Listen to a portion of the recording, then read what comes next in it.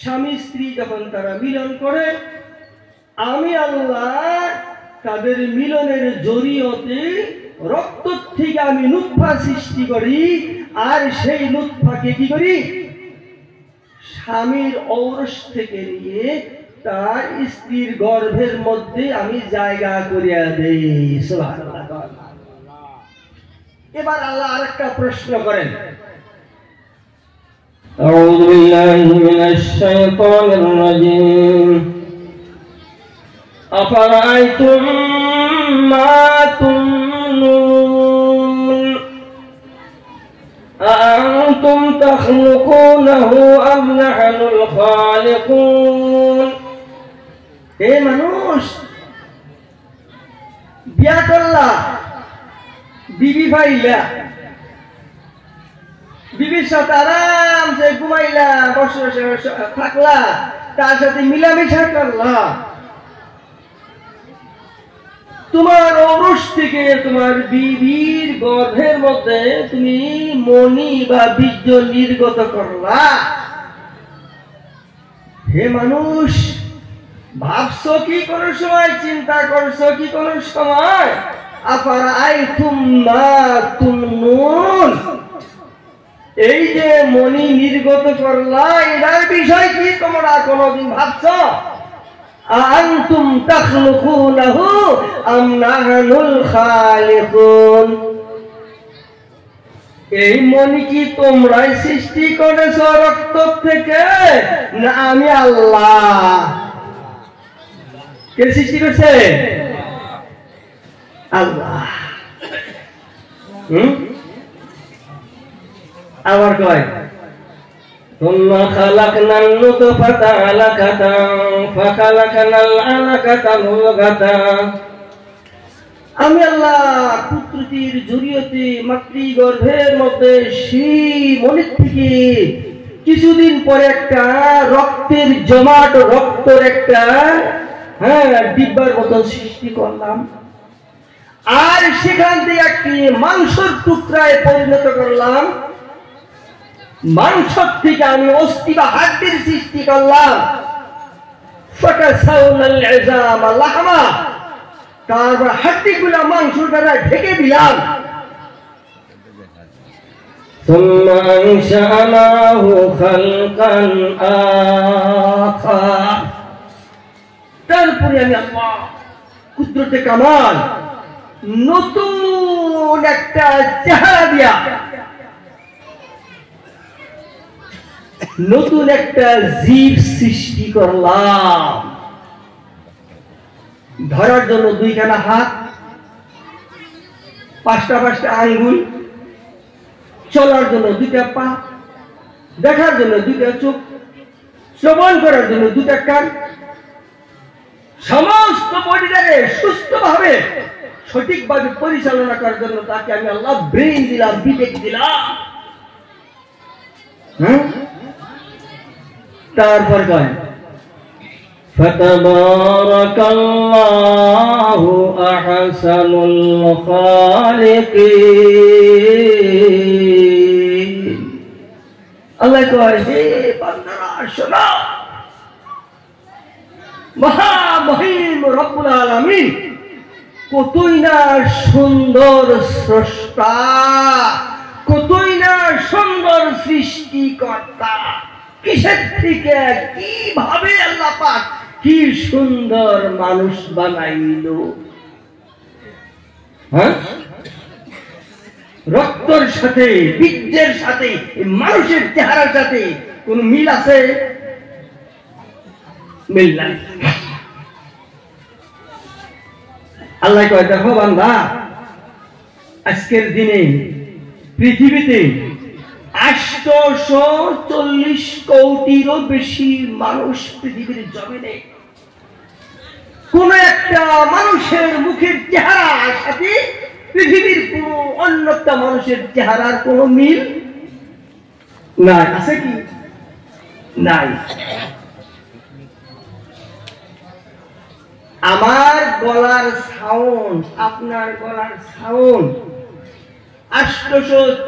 40 কোটি মানুষের গলার কার সালের সাথে মিল নাই, আছে নাই?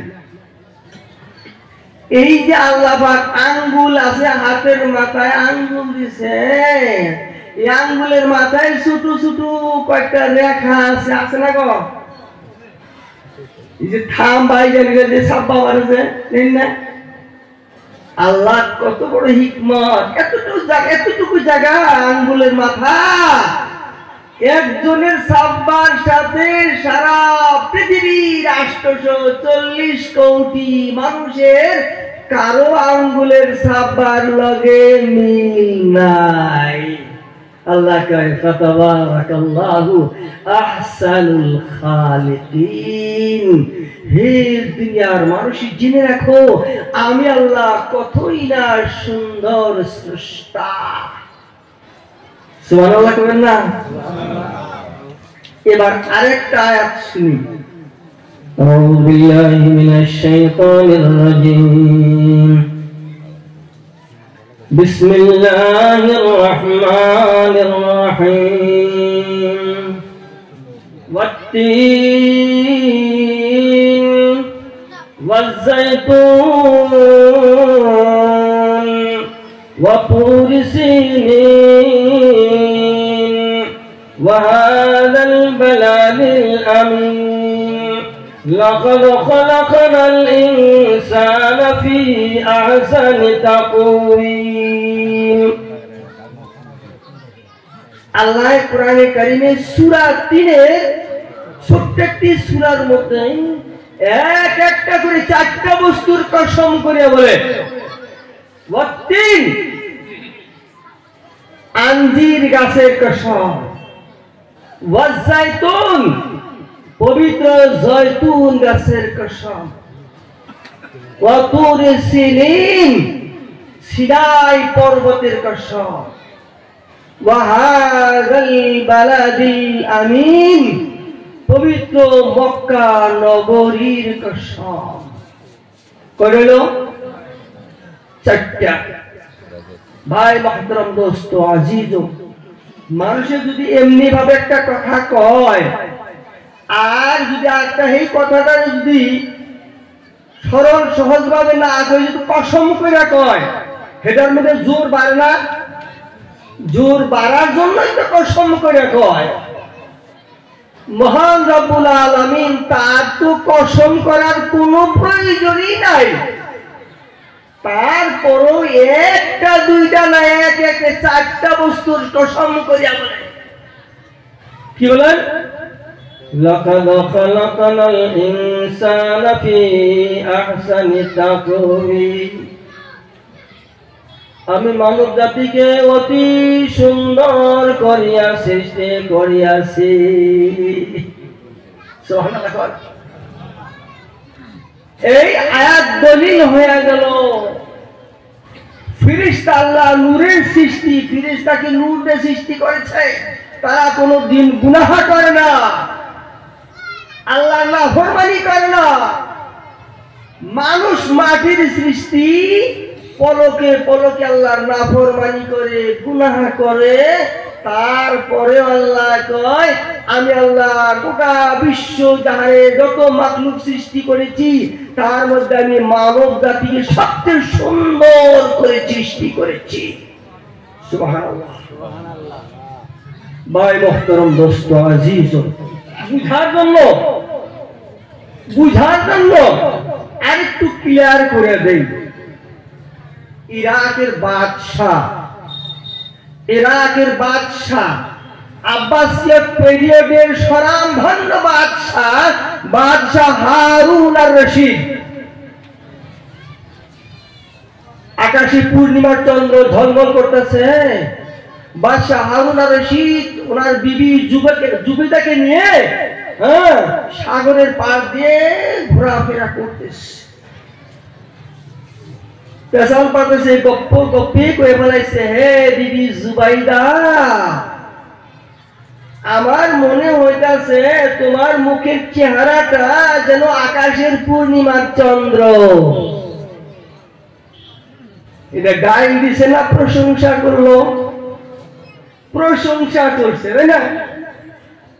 কিন্তু মুহতারাম দোস্ত আজিজ, এই কথা বিবি জুবেদা শোনার সাথে সাথে এত বেজার হইলেন যে যার পর নাই খুব দুঃখ প্রকাশ করলেন। বললেন, হে ইরাকের বাদশাহ, হে আমার স্বামী বাদশাহ হারুন আর রশিদ, এতদিন হয় আপনার সাথে আমার শাদী হয়েছে, বিবাহ হয়েছে, আপনার মুখে কত সুন্দর সুন্দর কথা শুনলাম, কিন্তু আজ হঠাৎ এমন একটি নিকৃষ্ট কথা শুনলাম যা ইতিমধ্যে কোনদিন শুনি নাই। বাদশাহ আশ্চর্য হয়েছে। জুবেদা, আমি তোমার প্রশংসা করলাম, তোমার মুখকে আমি পূর্ণিমার চন্দ্রের সাথে তুলনা করলাম, আমি এটা কি দোষণীয় কথা বললাম? জুবেদা বলছে, হে স্বামী গো, যে আসমানের পূর্ণিমার চন্দ্র আমার পায়ের সমতুল্য হইতে পারে না, সে আসমানের পূর্ণিমার চন্দ্রকে আমার মুখের সাথে তুলনা করেছেন। ও বাদশাহ হারুন আর রশিদ, আমি এই কথা মাইনা নিতে পারি না। বাদশাহ হারুন আর রশিদ অবাক হয়ে গেল। জুবেদাকে বলছে, হে জুবেদা, জেনে রাখো, মান আল্লাহ রাব্বুল আলামিন একটা পূর্ণিমার চন্দ্রের জরিয়তে গোটা বিশ্বের অন্ধকার, রাত্রির অন্ধকার দূর করিয়া আলোকিত করিয়া দেয়। ও বিবি জুবেদা, তোমার মুখের চেহারা কি এত উজ্জ্বল, এত সুন্দর হয়েছে যে আকাশের পূর্ণিমার চন্দ্র তোমার পায়ের সমতুল্য হইতে পারে না। ও জুবেদা, এই কথার সঠিক ব্যাখ্যা তুমি যদি না দিতে পারো, জেনে রাখো, আগামীকাল সকাল 10টায় তোমার পুরা শাস্তি ভোগ করতে হবে। বুঝছেন? এই কথা বলিয়া বাদশাহ হারুন আর রশিদ বিবির নিকটের দিকে চলে গেলেন। কিছুক্ষণ পর বাদশাহ হারুন আর রশিদ চিন্তা করে, আমার বিবি জুবেদা গোটা ইরাকের মধ্যে একজন জ্ঞানী গুণী ভদ্র শিক্ষিতা মহিলা,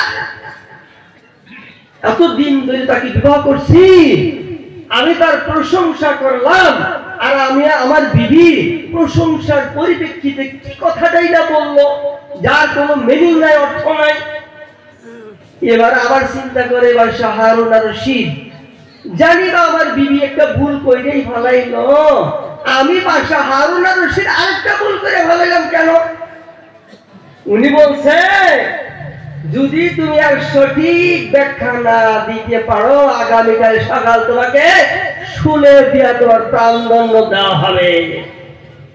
বাদশাহ হারুন আর রশিদ চিন্তা করতেছে, আকাশের পূর্ণিমা চন্দ্র কোনদিন মানুষের পায়ে চেয়ে নিকৃষ্ট হইতে পারে না, এই ব্যাখ্যা জুবেদা কোনদিনই দিতে পারবে না। সুতরাং আমার কথা রক্ষা করাই দরকার হবে, তাকে আগামীকাল সকাল 10টা থেকে শুলি দিয়ে তাকে মারতে হবে। অনেক রাত্রি হয়ে গেছে, গভীর রাত্রি, বাদশার নিদ্রা নাই, ঘুম নাই। উজিরকে ডাকিয়া বলছে, সমস্ত ঘটনা বলছে উজিরকে। উজির বলছে, হুজুর, এর জন্য আর চিন্তা করেন কেন? এর জন্য তো রাস্তা আছে, সমাধান তো আছে। বলি, তাড়াতাড়ি সমাধান বের করো। ঠিক আছে, আমি শুনি। উজির গেছে জুবেদার নিকটে, পর্দার আড়াল থাকিয়া সালাম দিয়ে প্রশ্ন করতেছে, হে বাদশার বিবি জুবেদা, আজ রাত্রে বাদশার সাথে আপনার সাথে কি কনফ্লিক্ট হয়েছে, কি মতানৈক্য হয়েছে, কি কথা কাটাকাটি হয়েছে? সবকিছু শুনছে, বুঝছেন তো?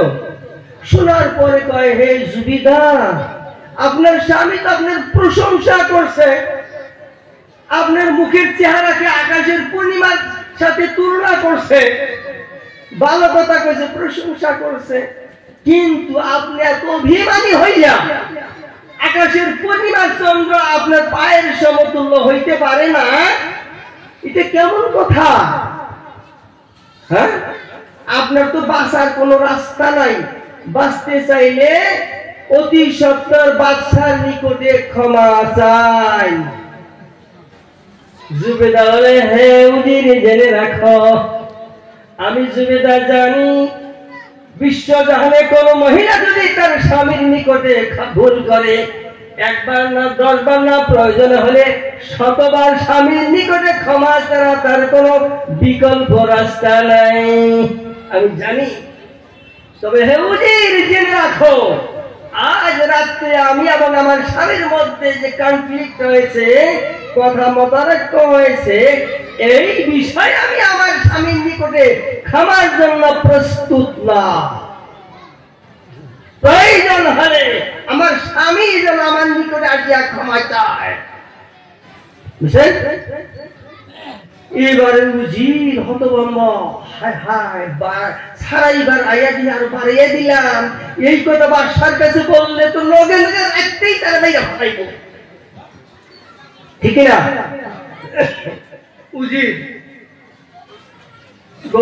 গম্ভীর ভাবে চিন্তাযুক্ত হইয়া জমিদার দরবার থেকে যাইতেছে। যখন যাইতেছে ডাকতেছে, জমিদার, এ উজির শোনো। বলে কি?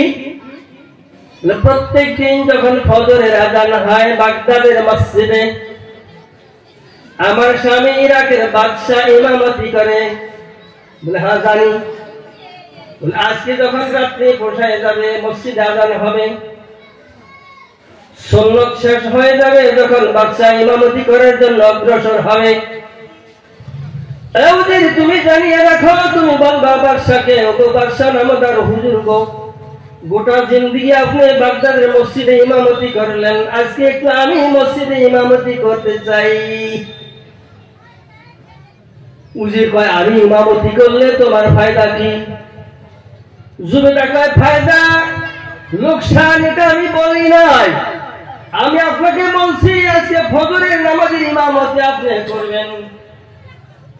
উজির বলে, চেষ্টা করব। যাইতেছে, আবার ডাকতে, উজির শোনো। বলে কি? তুমি প্রথম রাকাতে সূরা ফাতিহা তেলাওয়াত করার পর তুমি সূরা 3 স্টার্ট করিয়ে দিবা, আরম্ভ করিয়ে দিবা। বলে কেন? বলে আমি বলছি এই জন্য। বলে ঠিক আছে, চেষ্টা করব। যাইতেছে, আবার ডাকছে, উজির শোনো। বলে কি? বলে তুমি সূরা 3 এইভাবে তেলাওয়াত করবে,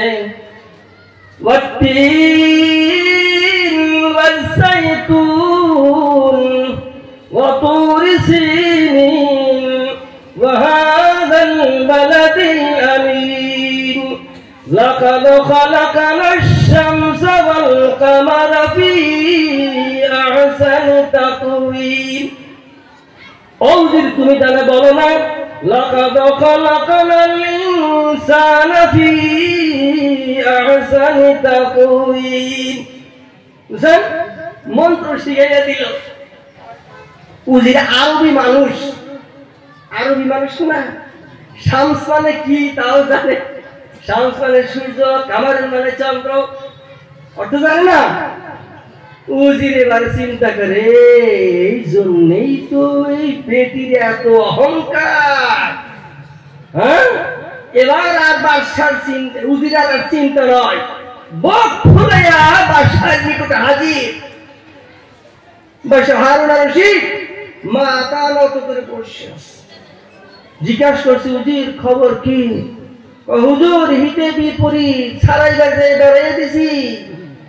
ওই কও কি? বলে হ্যাঁ। তাই নাকি? বলে হ। কি কও? বলে না বলবো না, বললে রাত পোষণ লাগবো না, রাইতেই তারা শেষ করে দিবেন। এবার বাদশা, হায় হায় সর্বনাশ, আমার বিবি ইরাকের জমিনে এত জ্ঞানী গুণী ভদ্র শিক্ষিত মহিলা, এত বড় আলিমা, আর তার হইলটা কি? নাই। ভাবতে ভাবতে ভাবতে ভাবতে রাত্রি বসাইয়া গেছে। মুয়াজ্জিন মসজিদ আযান দিয়েছে, উজির সাহেব মসজিদে গেছে, বাদশাহ গেছে, সুন্নাত শেষ হয়েছে, বাদশাহ ইমামতি করার জন্য অগ্রসর হবে। এমন সময় উজিরটা, হুজুর গো, সারাটা জিন্দেগি তো আপনি ইমামতি করলেন, আমি একটু আমি ইমামতি করার জন্য ইচ্ছা করছি। বাসাকে যাও, ভালো কথা। প্রথম রাকাতে সূরা ফাতিহা তেলাওয়াত করিয়া শুরু করে দিয়েছে, ওয়াত্তিন ওয়াজ-যাইতুন ওয়া তুরি সিনিন ওয়া হাযাল বালাদিল আমিন লাকাদ খালাকনা আশ-শামসা ওয়াল কামারা ফি আহসানি তাকওয়িম। বাসাকে আল্লাহু আকবার,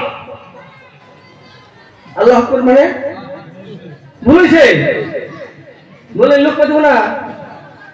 উজির আবার গায়, লাকাদ খালাকনা আশ-শামসা ওয়াল কামারা ফি আহসানি তাকওয়িম। বাসাকে আল্লাহু আকবার। এইরকম 2-3 বার হওয়ার পরে বাসা নামাজ ছেড়ে দিচ্ছে। আরে দেখে না উজি, কি বলো তুমি?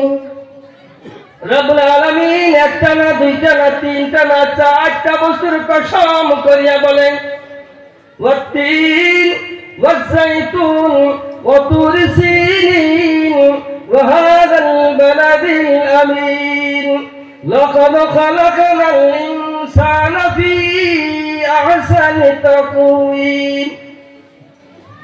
মহান আল্লাহ বলে, আঞ্জির গাছের কসম, পবিত্র জৈতুন গাছের কসম, সিনাই পর্বতের কসম, পবিত্র মক্কা নগরীর কসম, আমি রব্বুল আলামিন গোটা বিশ্বের মালিক, গোটা বিশ্বের জমিনে যত মাখলুক সৃষ্টি করেছি আমি আল্লাহ অতি সুন্দর করে সৃষ্টি করছি, মানব জাতিকে, অন্য জাতিকে না। ও ব্যাখ্যা হুজুর তুমি কি বলো? আল্লাহ কি চন্দ্র সূর্যকে অতি সুন্দর করে সৃষ্টি করছে নাকি? মুজিবের চান্সে ড্যান্স মারে বলে, হুজুর গো, আমি তাহলে ভাবি আল্লাহ পাক যে মানুষকে এত সুন্দর করে সৃষ্টি করেছে, সেই মানুষের মুখের সাথে তো দূরের কথা, সেই মানুষের একটা নিকৃষ্ট অঙ্গ প্রত্যঙ্গের সাথে বিশ্বজাহানের কোন মাখলুকের তুলনা চলবে না। সুবহানাল্লাহ।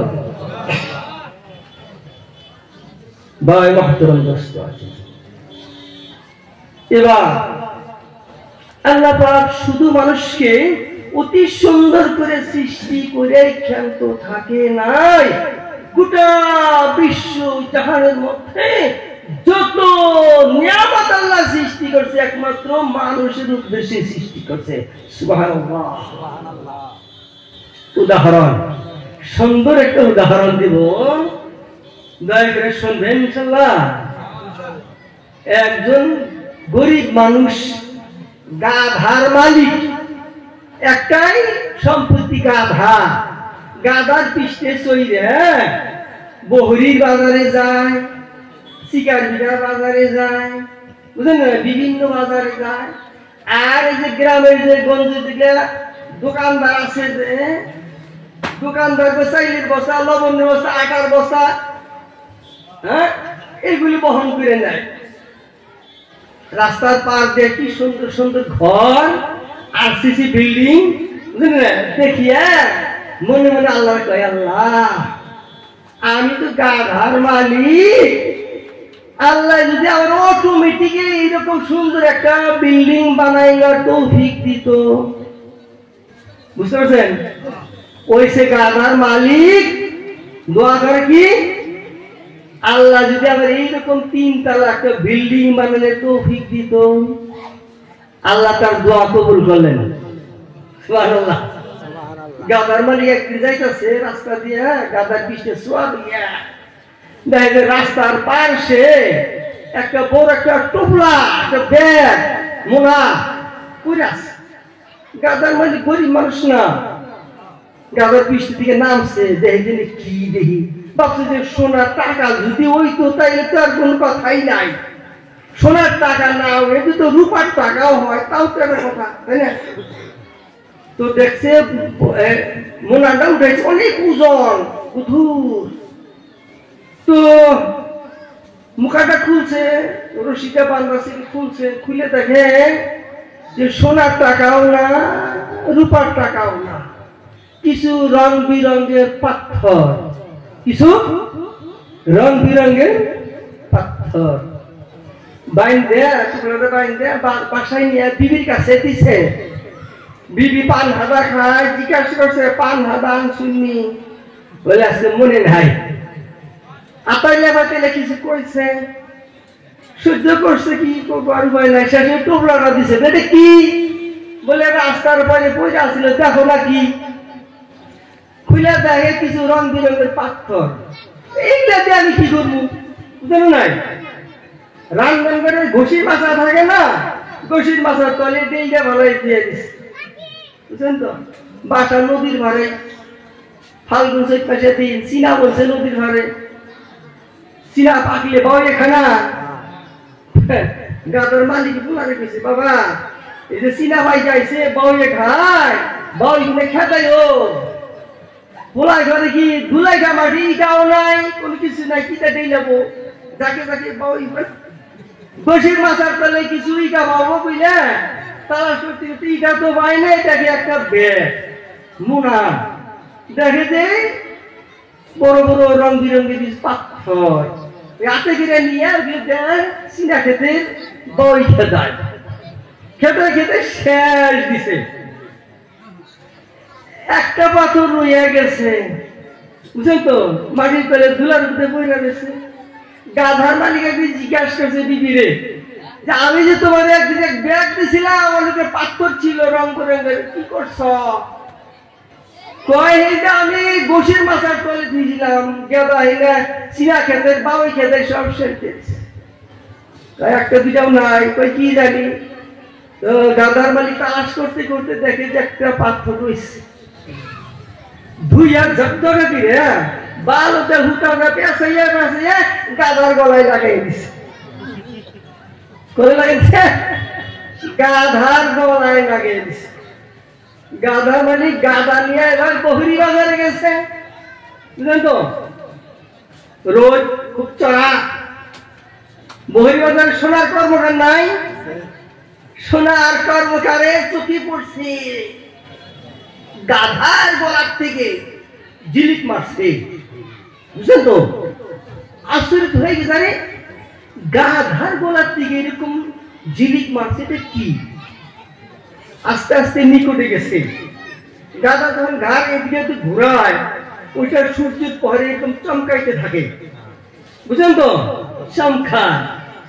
গাধা কইতে দেখা যায় হীরার মতন, কিন্তু গাধার গলায় হীরার টুকরা আসবে কি করে? আচরিত ব্যাপার, বুঝলেন? এত মূল্যবান ধাতু হীরা গাধার গলায় আসবে কি করে?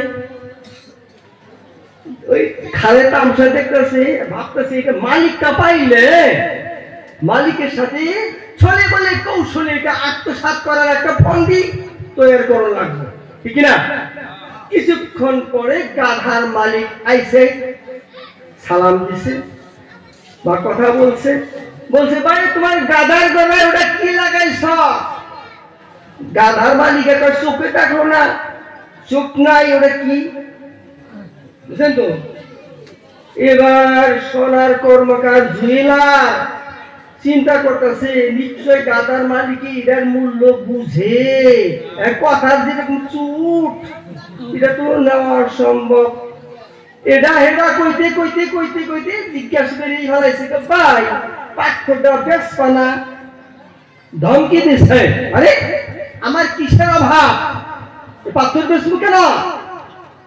হ্যাঁ, পরে জিজ্ঞাসা করছে, ভাই পাথরটা যদি বেশ 10,000 টাকা দিল।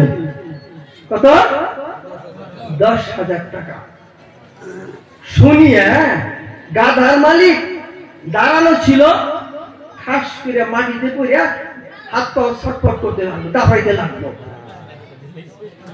এবার স্বর্ণের কর্মকার জুয়েলারি ভাবি কি হইল কি, মানুষটা ভালো মানুষ, মৃত্যু বেমারের মতো হাত পাও দাবড়াইবার নইল কেন, বুঝলেন? তাই না উঠাইছে, বইছে। ভাই ওই জুয়েলারি বলে 10,000 না, যদি সত্যিকারে আমার মাত্রটা বিক্রি করো 20,000 টাকা দিন। এবার গাধার মালিক খলখল হাঁটা শুরু করে দিল, বুঝলেন তো। হাসতে শুরু করল। এবার সোনার কর্মকার ভাবে